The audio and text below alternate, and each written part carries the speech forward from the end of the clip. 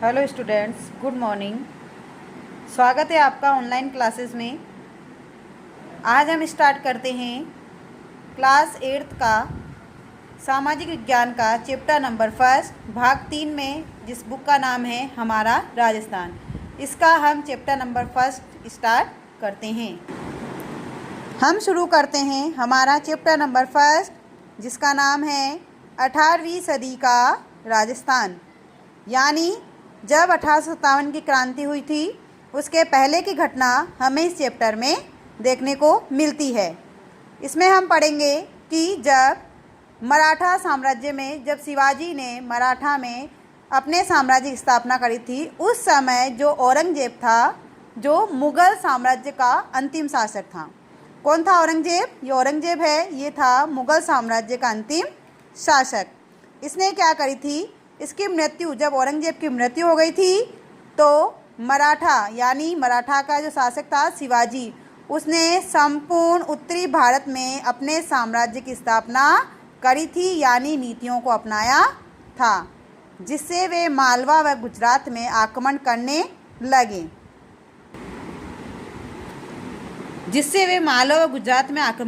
लगे।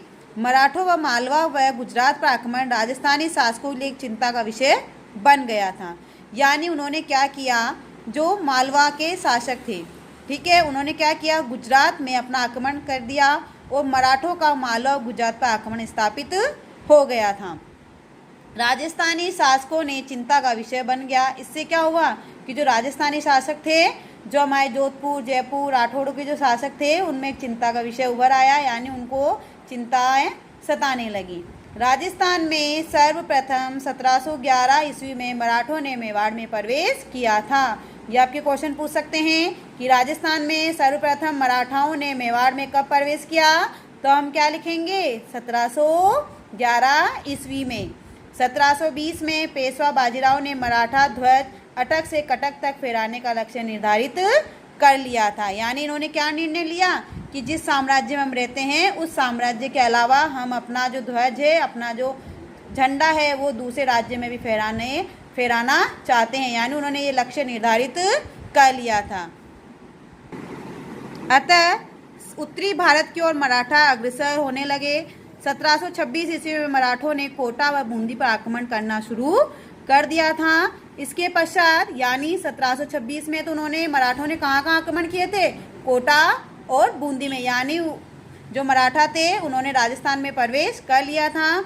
इसके पश्चात 1728 में डूंगरपुर और बांसवाड़ा के शासकों ने खिराज देना स्वीकार कर लिया। यानी मराठाओं ने संपूर्ण राजस्थान पर अपना आधिपत्य स्थापित कर लिया, आक्रमण कर लिया, जिससे 1728 में डूंगरपुर और बांसवाड़ा के शासकों ने क्या किया, उनसे परेशान होकर उनके जो अत्याचार होते हैं उनको सहकर उन्होंने क्या किया, खिराज देना स्वीकार कर दिया। खिराज क्या होता है? ये एक प्रकार का कर होता है, यानी टैक्स होता है, जो उन्होंने देना शुरू कर दिया।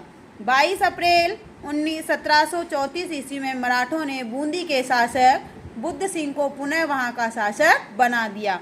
यानी मराठों ने क्या किया, जब बूंदी के शासक ने मराठा शासक की बात मान ली, उन्होंने जो मांगा उन्हें दे दिया, तो उन्होंने क्या किया था, बूंदी का जो शासक था बुद्ध सिंह, उनको पुनः बूंदी का शासक उन्होंने बना दिया। यह मराठों का राजस्थान की नीति में प्रथम हस्तक्षेप था। यानी ऐसा कोई भी शासक नहीं था जो बाहर से आकर हमारे राजस्थान पर अपना आधिपत्य स्थापित कर सके और वहाँ के शासक को पुनः शासक बना सके। लेकिन ये हस्तक्षेप शुरू किया था सर्वप्रथम मराठों ने। उन्होंने सर्वप्रथम क्या किया, हस्तक्षेप किया और जो बूंदी के शासक थे उनको पुनः वापस शासक बना दिया था। इससे यहाँ के शासक भयभीत होने लगे। यानी वहाँ के जो बूंदी के शासक थे वो भयभीत होने लगे, उनमें डर बैठ गया था। उन्होंने मराठों के विरुद्ध कोई ठोस नीति बनाने का निर्णय लिया। यानी वो क्या चाहते थे, कोई ठोस नीति, यानी वो किस प्रकार से एक ऐसी नीति बनाए जिससे क्या हो, वो मराठों को पुनः राजस्थान से बाहर निकाल सके। ठीक है, यहाँ तक समझ में आया। अब आता है हमारा हुरडा सम्मेलन। ठीक है, हुरडा सम्मेलन में क्या था, जब मराठों ने संपूर्ण राजस्थान पर अपना आधिपत्य स्थापित कर लिया, राजस्थान के राजपूत राजाओं ने मराठों की बढ़ती शक्ति को रोकने के लिए क्या किया था, 17 जुलाई 1734 को हुरडा, जब ही भीलवाड़ा में, वर्तमान में भी कहाँ पर है, भीलवाड़ा में एक सम्मेलन बुलाया था, जिसकी अध्यक्षता मेवाड़ के महाराजा जगत सिंह द्वितीय ने की थी। यानी एक कमेटी बनाई, इन्होंने गठन किया। इसकी बैठक उन्होंने कहाँ करी थी? हुरडा, जो अभी वर्तमान में भीलवाड़ा जिले में है। यहाँ पर एक सम्मेलन आयोजित किया, जिसकी अध्यक्षता मेवाड़ के महाराणा जगत सिंह द्वितीय ने की थी। इसमें आमेर के सवाई जय सिंह, जोधपुर के अभय सिंह, नागौर के बख्त सिंह, कोटा के महारावल दुर्जनसाल आदि शासकों ने भी भाग लिया था। इस सम्मेलन में एक अहमदनामा तैयार किया गया था। अहदनामा यानी एक पत्र होता है, सहमति पत्र कहते हैं हम इसको, ठीक है, तैयार किया गया, जिसमें ये निश्चित हुआ कि सभी एक दूसरे के साथ मिलकर रहेंगे। एक का शत्रु व मित्र दूसरे का शत्रु व मित्र होगा। यानी जो आपका दुश्मन है वो हमारा दुश्मन होगा, जो आपका मित्र है वो हमारा मित्र होगा। यानी एक पत्र तैयार किया। इस पत्र में क्या बताया गया था कि जो आपका दुश्मन है वो हमारा दुश्मन और जो आपका मित्र है वो हमारा मित्र होगा। कोई भी नई योजना सभी मिलकर निश्चित करेंगे। यानी जो नई योजना बनेगी, किस प्रकार से हमें मराठों को राजस्थान से बाहर निकालना है, किस प्रकार से उन्हें यहाँ से बाहर निष्कासित करना है, जो भी हम नीति बनाएंगे उस नीति पर सबकी सहमति होनी चाहिए। वर्षा ऋतु के पश्चात रामपुरा में सभी एकत्र होंगे, किंतु यह सभी शर्तें कागज तक ही सीमित होकर रह गई, इसकी कोई पालना नहीं की गई। यानी जो उन्होंने प्रपत्र तैयार किया था वो केवल उस कागज तक ही सीमित रह गया, आगे उसमें कोई भी कार्रवाई नहीं की गई। यानी उस पत्र में जो लिखा गया था वह कागज में ही सिमट कर रह गया, उसकी पालना नहीं की गई थी। राजपूत शासक जाति, भाषा, रीति रिवाज, परंपरा की दृष्टि से समान थे। यानी वो एकजुट थे, ना तो जाति में भेदभाव करते थे, ना रीति रिवाज में, ना परंपरा में, वो सभी को समान दृष्टि से देखते थे। फिर भी उनमें एकता का अभाव था। यानी वो समान समझते थे, लेकिन फिर भी क्या था, उनमें एकता नहीं थी, वो आपस में ही लड़ाई झगड़ा करते थे। आमेर के सवाई जय सिंह ने उदासीनता व निर्णयों की अस्पष्टता ने मराठों के विरुद्ध नीति को असफल बना दिया। यानी मराठाओं ने जो नीति अपनाई थी, वो जो आमेर के सवाई जय सिंह थे, उन्होंने जो नीति, जो उदासीनता निर्णय लिए थे वो अस्पष्ट हो गए और मराठों ने क्या किया, इस नीति को विफल बना दिया। यानी उन्होंने जो सोचा था कि भाई हम एक साथ रहेंगे, एक साथ मिलकर कार्य करेंगे, वो नीति उन्होंने नहीं अपनाई और मराठा जो थे वो उनके बीच में हस्तक्षेप करने लग गए थे। इससे मराठों का राजस्थानी शासकों पर प्रभुत्व बढ़ता गया। यानी जो राजस्थानी शासक थे, मराठाओं ने क्या किया, उन पर अपना आधिपत्य स्थापित करना शुरू कर दिया।